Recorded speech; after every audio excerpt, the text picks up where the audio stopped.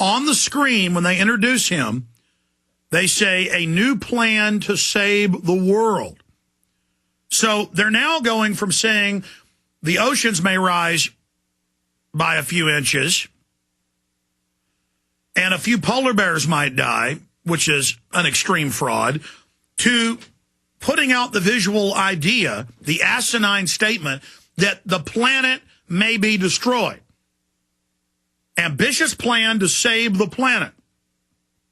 On screen, they're saying, we are saving the planet.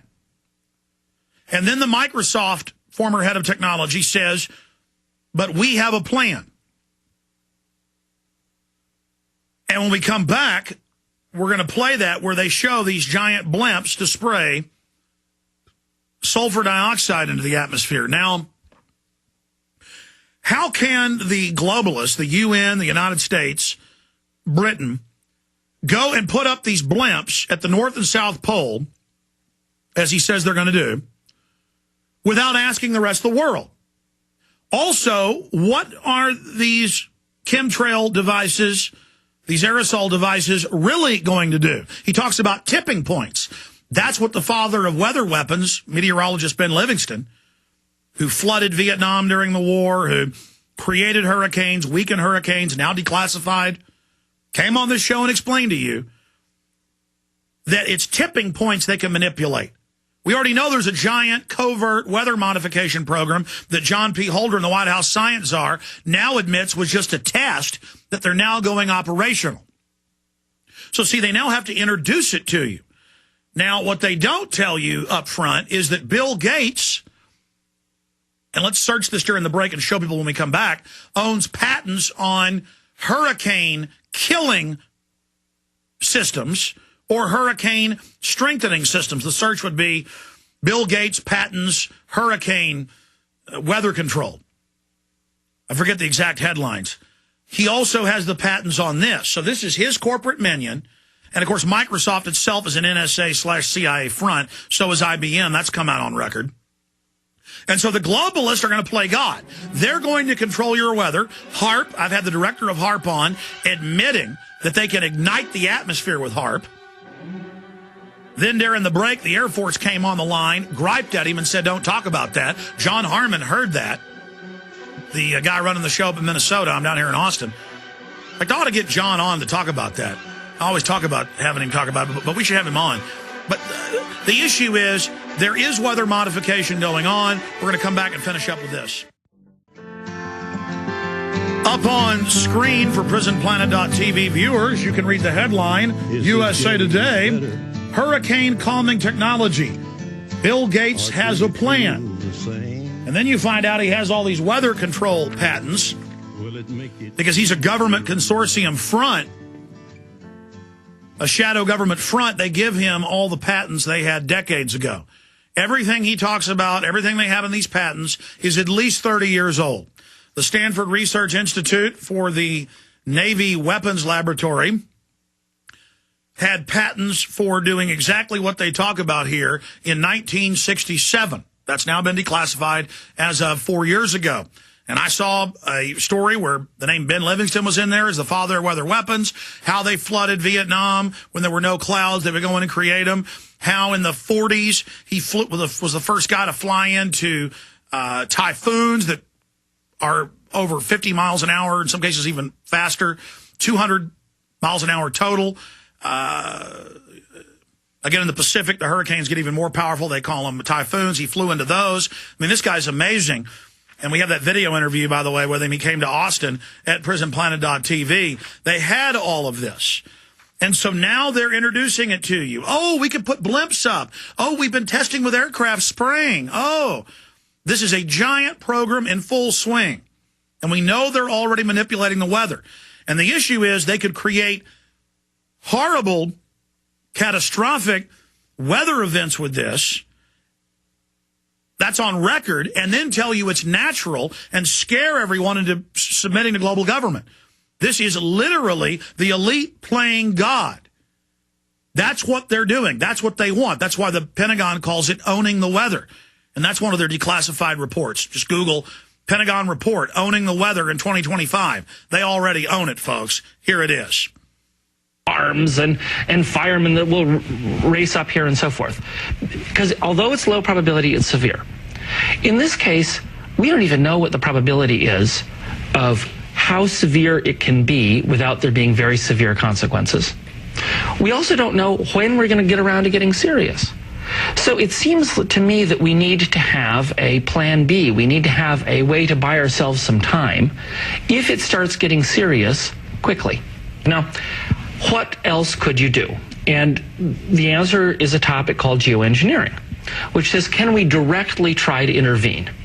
So to use an analogy, we all know we're supposed to eat right and exercise a lot. And if we did that, we would, a lot of heart disease, diabetes, tons of other diseases, we'd be better off.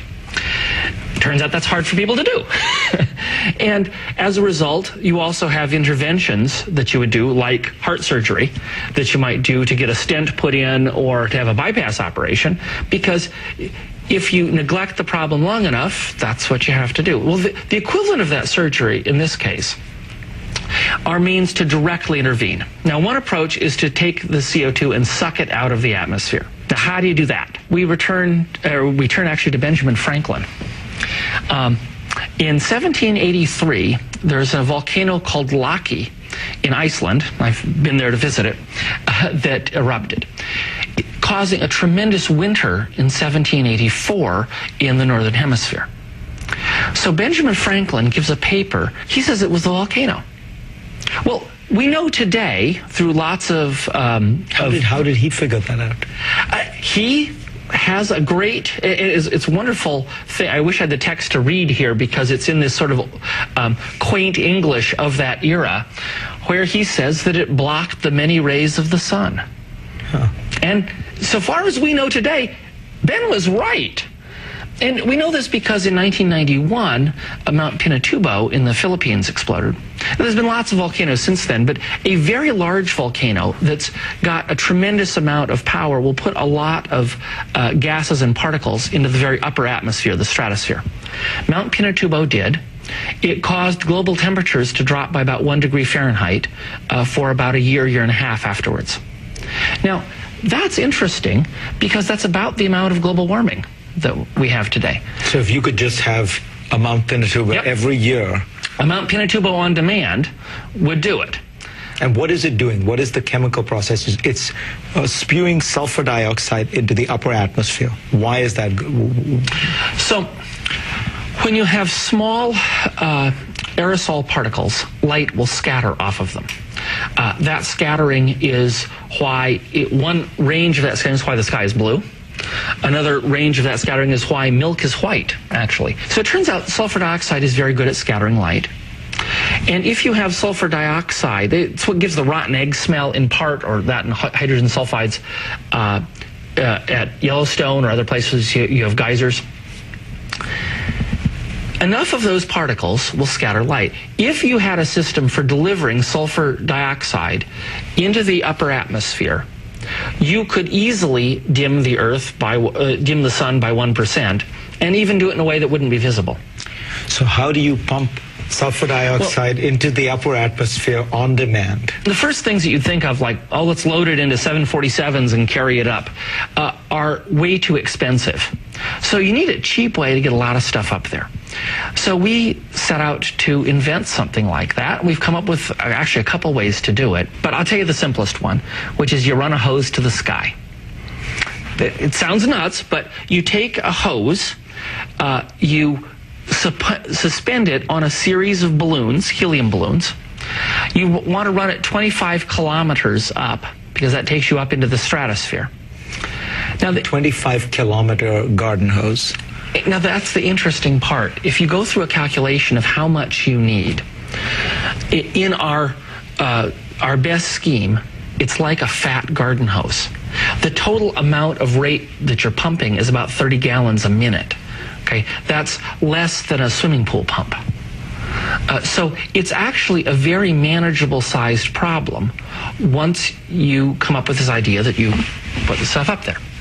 The best place to put it is in very high latitudes. That's very far north, or in the southern hemisphere, very far south.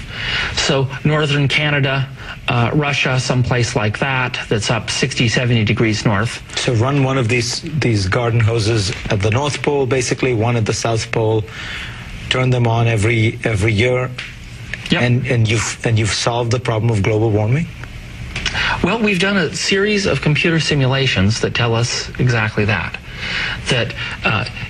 One of these units at 60 to 70 north, with a set of assumptions about how you put the aerosol up there, would negate global warming as we have it today, and by putting it up there would particularly protect the Arctic. And once you protect the Arctic, you shut off a bunch of these potential tipping point mechanisms.